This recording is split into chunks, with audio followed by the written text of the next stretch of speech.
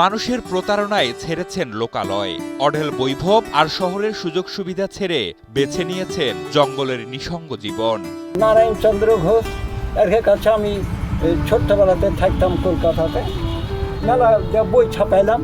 যে জঙ্গলে ঢুকতে সাধারণ মানুষ দিনের বেলাতেও ভয় পায়, সেখানে অনায়াসেই কীটপতঙ্গকে সঙ্গী করে ৬০ বছর ধরে বসবাস করছেন তিনি। তবে এই বৃদ্ধের নিঃসঙ্গ জীবন বেছে নেয়ার নেপথ্যের গল্প শুনলে হতবাক হবেন যে কেউ।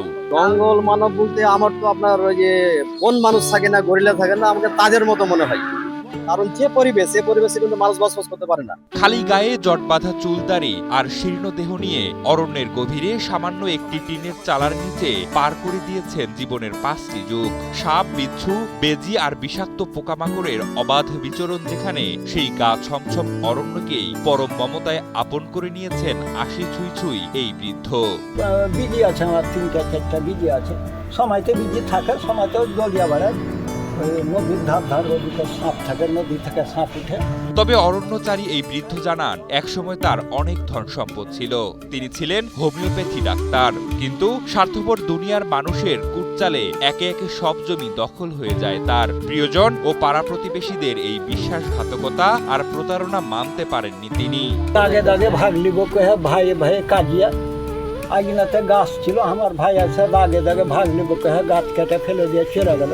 এগুলাই এখনো ওই দ্বন্দ্বই চলছে। এভাবেই মানুষের প্রতি তৈরি হয় তীব্র ক্ষোভ, আর সেই রাগ অভিমান থেকেই সমাজকে একপাশে ঠেলে নিজেকে সঁপে দেন প্রকৃতির কোলে।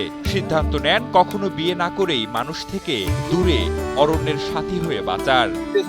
মাঝখানে মনে নিতে আসলো, ও অনেক ঝামেলা, ভাইদের সাথে দ্বন্দ্ব অনেক মনে হয়, এই কারণে ও একাই ওর মতন থাকে। বলছি চাঁপাইনবাবগঞ্জ শহরের নয়া গোলহাট এলাকার মোহাম্মদ শাহাবুদ্দিনের কথা, যিনি সবার কাছে কেবল একজন মানুষ নন, যেন এক বিস্ময় বাস্তব রূপকথার জঙ্গল মানব। বর্তমানেও তার কিছু জায়গা জমি ধন সম্পদ থাকলেও আর লোকালয়ে ফেরেননি মোহাম্মদ শাহাবুদ্দিন। অর্থ সম্পদের বিষয়ে ধরেন সেরকম জানি না, তবে দেখতে পাচ্ছি যে ধরেন এগুলো আপনার এই যে মার্কেট টাওয়ার, আপনার পিছনে আমরা একটা বাস বাগানে খেলাধুলা করি, ওই বাস বাগানটা আমরা শুনেছি ওয়ারি। আজকের শহর জীবনের কোলাহল আর জাকজমকের ঠিক পাশেই গড়ে উঠেছে শাহাবুদ্দিনের এই নিঃসঙ্গ অরণ্য সাম্রাজ্য।